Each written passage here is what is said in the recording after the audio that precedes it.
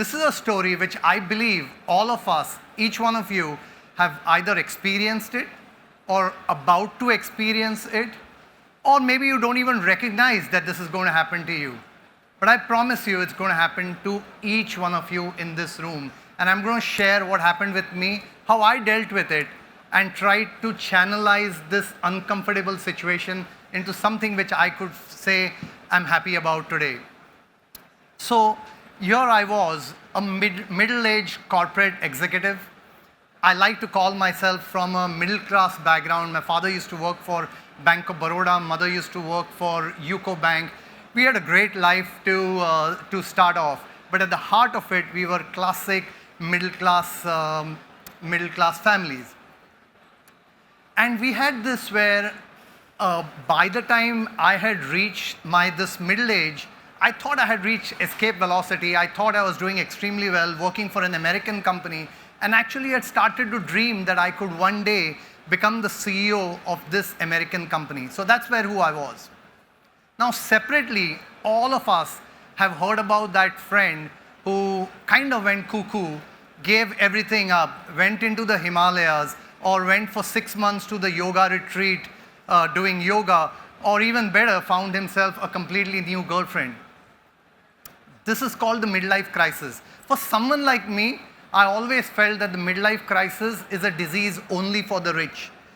Or why would someone chuck away a fantastic family, a completely settled life, and then go through an uncomfortable ride on a Royal Enfield and going through the Himalayas? Literally, nobody should be doing that.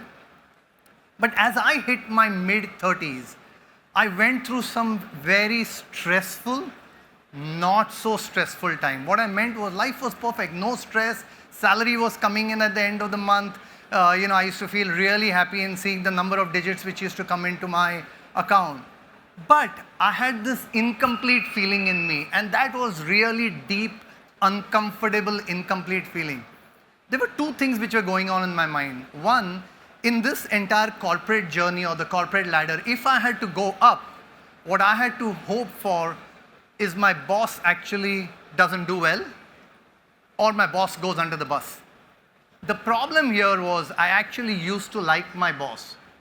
The second thing is, I started to feel that, have I ever really done an adventure? Have I felt the gush of wind in my face? Or am I going to spend my entire life operating in this third gear? I'm never going to try the fourth gear, let alone the fifth gear.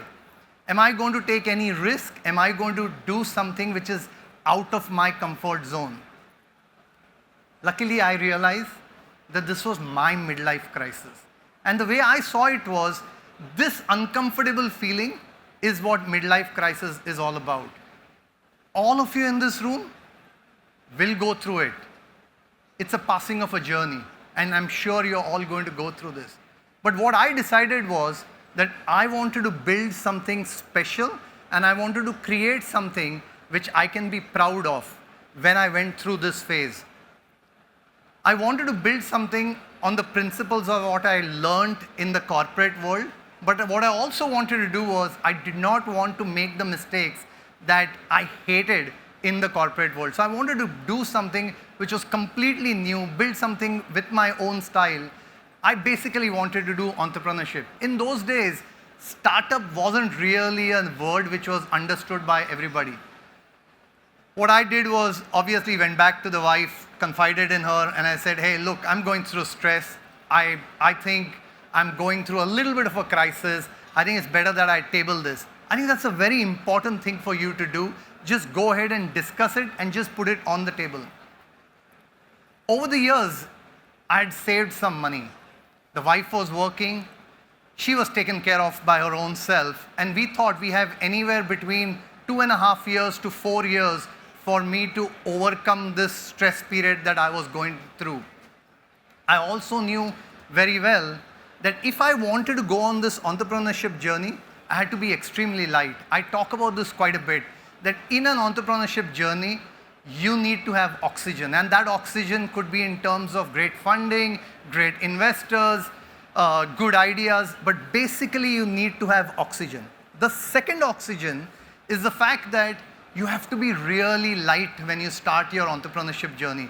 You should not be having loans. You should not be having external obligations.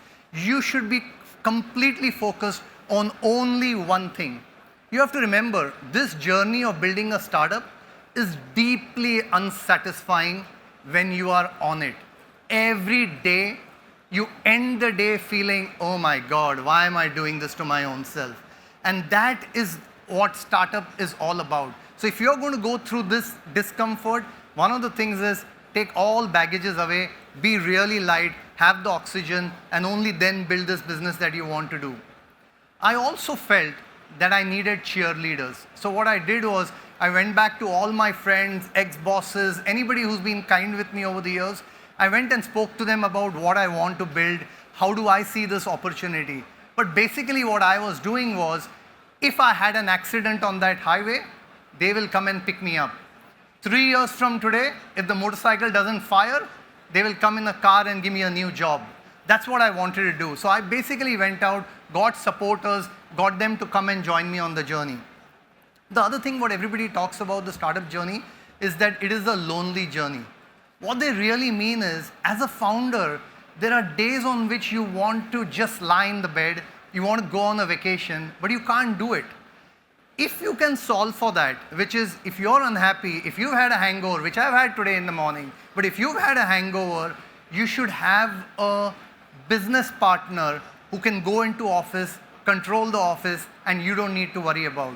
So your early starting team and your co-founder is something extremely important in this entrepreneurship journey.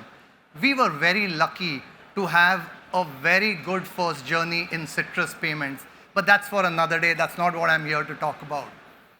This personal experience of mine has taught me a few things.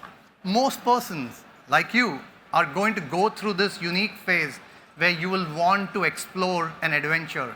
Some do it straight out of college, some do it later in their careers, and some do it, maybe even after the age of 50. The worst thing to do is not recognize it or actually try and fight it. What is also important is look around people who are next to you. They might be actually going through this crisis, and it's important that you notice it and you support it.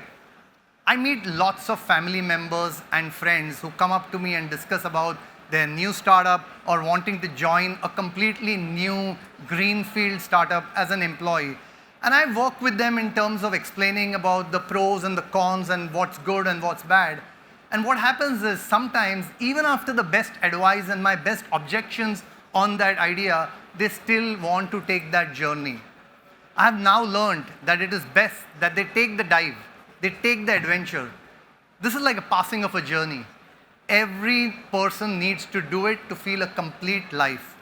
The worst thing that can happen out here is that they reach the end of their journey and they realize that the only thing that they did was they went to IIT, went to a consulting firm, consulted with a bank, and retired as a senior super executive VP or something like that, just to realize that it's been an incomplete life.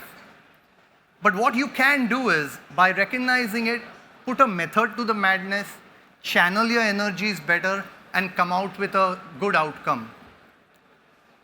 As I end my talk here, I have to say I'm still struggling with one important decision. That Harley Davidsons which I should buy, should it be in red color or black? Thank you.